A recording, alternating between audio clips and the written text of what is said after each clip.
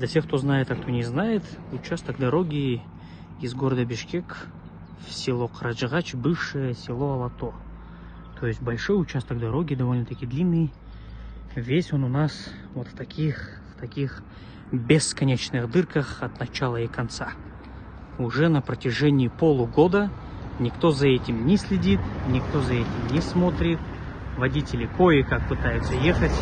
Весь участок дороги, он вот в таких непонятных у нас дырках.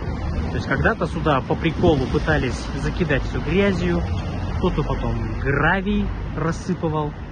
Это такой участок, где очень много машин ездит и днем, и ночью, то есть бесконечный поток людей. Просто вопрос, какие органы отвечают за вот эту дорогу в Чуйской области, по Чуйской области, это Ламединский район. Кто этот человек или какой-то орган, какой-то департамент, как эти люди могут спокойно есть и спать, когда на протяжении полугода каждый день кто-то тебя за вот это же материт. Каждый проезжающий здесь оставил 2 или 3 раза ходовку.